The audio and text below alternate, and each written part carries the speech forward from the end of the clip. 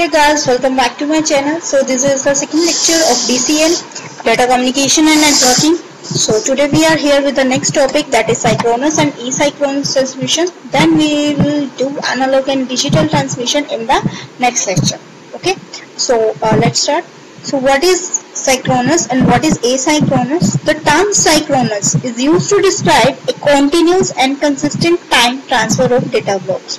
तो synchronous transmission जो है उसमें जो डाटा की जो वेव्स जाती है वो continuous फॉर्म में ट्रांसफर होती है, ठीक है, डाटा ब्लॉक्स जो होते हैं. लेकिन asynchronous में discrete फॉर्म में ट्रांसफर होती है, वो continuous फॉर्म में नहीं होती. Okay, so the term synchronous is used to describe continuous and consistent time transfer of data blocks. Synchronous data transmission is a data transfer method. ये एक ऐसा मेथड है डाटा ट्रांसफर करने का जिसमें जो स्ट्रीम है वो continuous ट्रांसफर होती है डाटा सिग्नल्स की, is accompanied by timing signals. Okay, timing signals clock के थ्रू, क्लॉक का यूज किया जाता है, उसके थ्रू जो स्ट्रीम्स हैं वो कंटिन्यूस सेंड होती हैं. Okay, the data is send, और डेटा किस में सेंड होता है? ब्लॉक्स की फॉर्म में सेंड होता है. Send in blocks spaced by fix time intervals, और वो ब्लॉक्स जो है फिक्स टाइम इंटरवल्स के लिए होते हैं. मतलब हर एक ब्लॉक का टाइम इंटरवल फिक्स होता है कि ये इतने टाइम में जाएगा, ये इतने टाइम में जाएगा, वो इतने टाइम में जाएगा. सो उसके लिए वहां पे वो इलेक्ट्रॉनिक क्लॉक का यूज करते हैं. Okay, synchronous transmission modes are used when large amount of data must be transferred very quickly from one location to another. So ये कब यूज किया जाता है? जब हमें बहुत ज्यादा अमाउंट ऑफ डेटा ट्रांसफर करना होता है एक लोकेशन से दूसरी लोकेशन. ठीक है, the speed of synchronous connection is attained by transferring data in large block instead of individual vector. तो अगर आपको स्पीड अटेन करनी है, हम तो मतलब बोल ही रहे हैं कि इसके मोस्ट ऑफ द एडवांटेज क्या है कि जब हमें डाटा को जल्दी से जल्दी ट्रांसफर करना होता है एक लोकेशन से दूसरी लोकेशन तक, अगर हमें ऐसा करना है स्पीडली, तो हमें डाटा के जो वो ब्लॉक्स हैं उनको क्या बनाना है?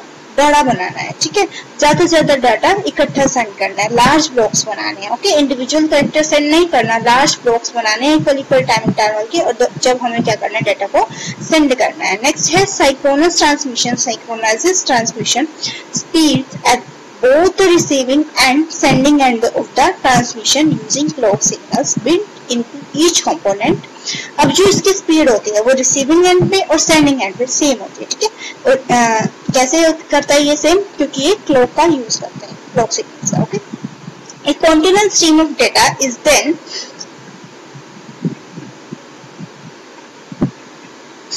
उसके बाद कंटिन्यूस स्ट्रीम ऑफ डेटा क्या किया जाता है? सेंड किया जाता है नोड्स के बीच में. ओके, मतलब जो सेंडर है और जो रिसीवर है वो दोनों क्या है? नोड्स. उनके बीच में डेटा का क्या हो रहा है? ट्रांसफर.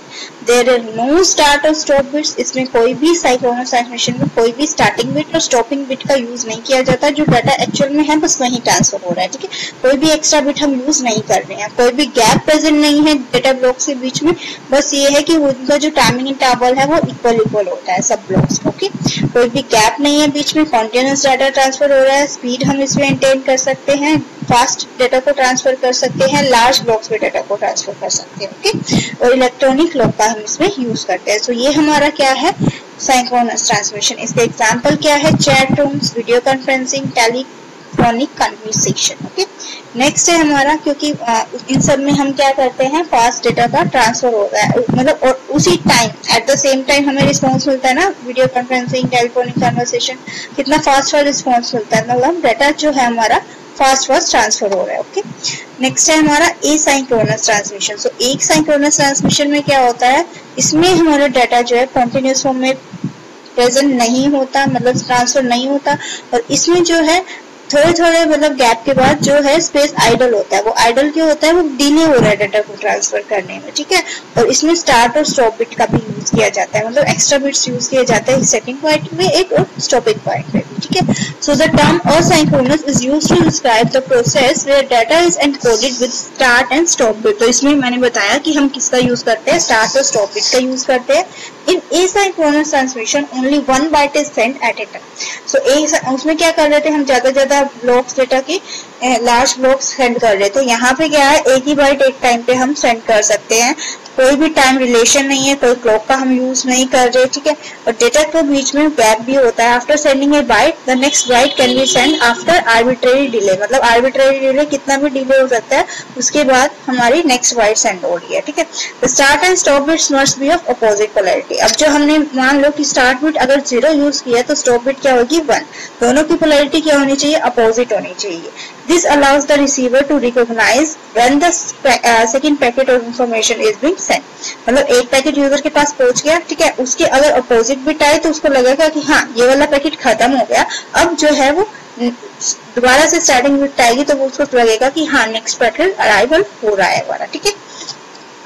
सो यहाँ पे देखो, यहाँ पहले आइडल है, ठीक है.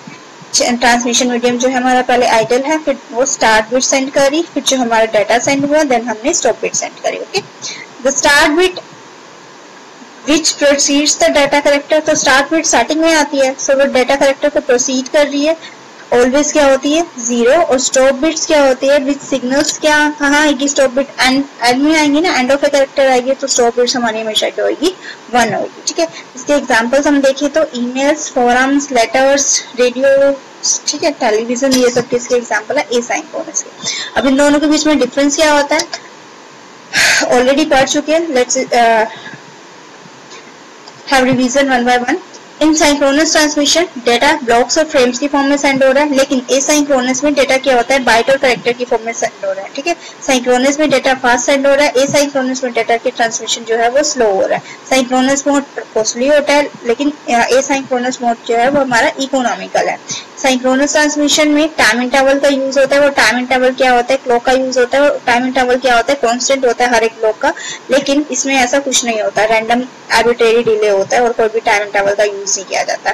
सिंक्रोनस ट्रांसमिशन में कोई भी गैप नहीं होता, उसमें आर्बिट्रेरी डिले होता है. Efficient use of transmission line का बहुत अच्छे से यूज किया जाता है इसमें सिंक्रोनस में, लेकिन उसमें क्या है डिले आ रहा है, बीच बीच में लाइन आइडल पड़ी है तो उसमें अच्छे से यूज नहीं किया जाता, ठीक है.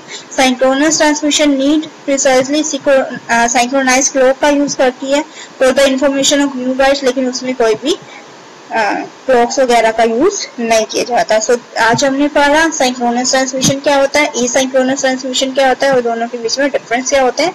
सो in the next lecture we will study. Third lecture में हम क्या करने वाले हैं, एनालॉग और डिजिटल सिग्नल्स क्या होते हैं, उनके बीच में डिफरेंस क्या होता है. Okay, so bye, thank you all. Subscribe the channel, like the video and share it with your friends.